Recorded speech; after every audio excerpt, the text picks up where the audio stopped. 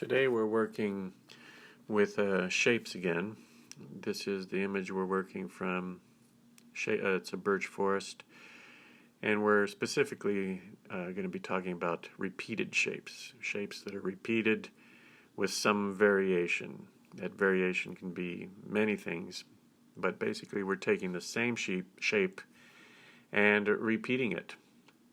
You can see I've done a black and white or a tonal study of the image. That's to give me an idea of where my darks are going to go, how strong my mid-tone will be, if I want to leave any lights. I like to do this before getting to a painting. It helps to organize my thoughts about color. With this painting, I started with the birches themselves, at least the ones in the foreground. You can see the yellow ochre that was placed for 4 main birches. These birches have a little different width, a little different angle, some different spacing.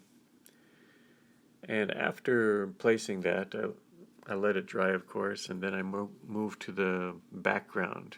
The background for this image is set in the mountains, so we have this beautiful soft blue mountain that rises up in the back. And then as the forest emerges, we have a growth of warm-colored shrubs and bushes that kind of run through the birches, the birch forest. And my process, in this process anyway, we're going to establish this color that runs between the major birches, which are more in the sunlight, and then as we place the more distant birches in the background, we'll be using darker colors. I'm using, well, for the mountain area, I used a cobalt blue, and then as I'm working downward, I placed some strong yellow ochre, followed by sienna, followed by some cad red, mixed together. A lot of warm colors. You can see the soft edges. Those are to make it to recede in a really natural manner. We'll use hard edges to bring the image, to bring the birches and to bring some of the foliage that's on the bottom of the painting forward, but soft edges to help things recede. It's hard to tell, but I'm splashing some green in there. I'm flicking a little bit of green to create the effect of leaves or flowers that are growing through. And working now into the deeper shadows with some more burnt sienna with a little bit of black, more splatter. The area is quite wet, so I feel I can continue to engage the area with darker colors, lifting, splatter, whatever I feel may work, until I get sort of the deep shadow moving through that I wanted. At this point, I'm going to let that dry and move up to the upper section. The upper section means some of the dark leaves that are forming a canopy behind these birches. This canopy is made up of a little bit of green and burnt sienna and yellow ochre mixed on the paper, and I'm using a really rough technique of scumbling and splatter to create the pattern or the sensation of foliage, a canopy of foliage behind the trees that comes up towards our main birches. It's a useful tone as well to make these birches stand out a bit more. We need to see them come forward in the lower part and in the upper part. To do this, we need to use some of these darks. Right now, the painting is a little disjointed. You can see there's a strong separation between the foreground and the background. We need to unify that eventually. We'll do that as the foliage dries. We'll do that by adding some of the decorative marks that are typical of birches. I'm adding some of those now, and you can already see that it's starting to tie the upper section together pretty well. These marks that I'm adding for the birches are I'm using a small brush and strong color, neutral tint, maybe with a little bit of ultramarine blue.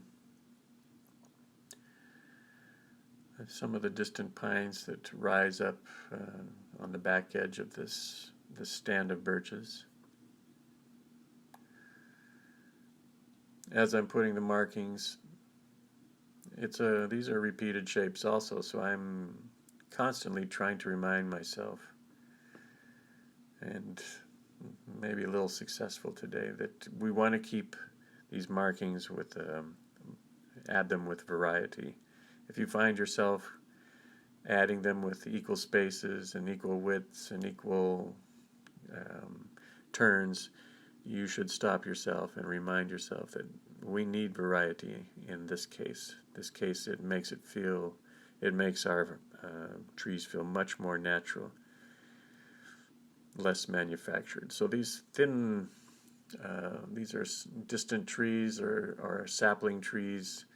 They're birches as well, but they're in the shadows. So what I'm contemplating is, as I'm going to thicken these up a little bit and tie them into the forest floor. You can see now I'm adding a little stronger dark and starting to isolate a pattern of leaves and blossoms with this dark. That the birches will connect to the foreground birches. We'll associate them to be the same trees, even though they're darker and more distant. We'll visually assume that these are all the same trees, the same type of trees. Of course, we can do a few things to make that more legible. We can put some stripes, we can put some markings into these lighter grays too. Continuing to work now with the strong mid-tone and into the forest floor. Now I'm starting to adjust the trees, making some of the distant trees a little thicker, a little more resembling these forward trees. I'm also adding slight tones of ochre, warm gray to the big birches themselves to make, for example, the one in the middle. I want them to recede a little more towards the back, so I'll add a wash of color onto the light paper that's still present. And this sort of back and forth continues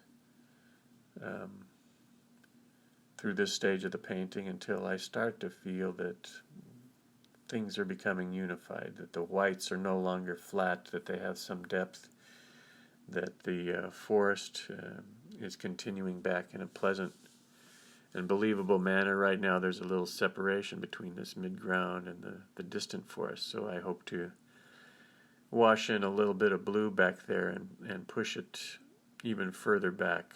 That's what I'm doing now, is adding some blue to that yellow ochre and pushing it closer towards the mountains in essence, so that number one, it recedes, number two, the birches that I'm working around advance. Well, it is starting to feel not finished, but I'm starting to be able to see the end in sight. You can see the patterns that have emerged are effective, and at this point I feel I'm adjusting the painting, adding some lighter washes to the birches on the left side, trying to keep the brightest, most I'd say the most beautiful part right near the lower third of the painting, where we have some of the dark shadows and the beautiful decorative markings on the birches coming forward.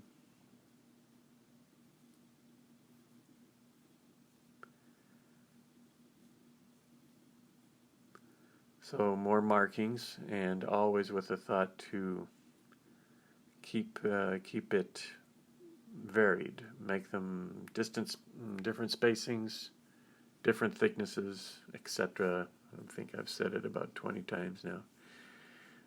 Some splatter on top of these birches to maybe push them back into the forest a little bit. And the painting is starting to come together. Here, this painting, it has a greater feeling of sunlight on it. I did that intentionally because I felt the photographic image was a little too dull, and I wanted to utilize some of that bright white feeling that a sunstruck birch promotes. It's really a beautiful tree, especially in this setting. And this is the finished painting. The background is receded. We have a nice pattern in the lower section. Our birches have some dappled sunlight running through them, and I'm pretty happy with this. Repeated shapes.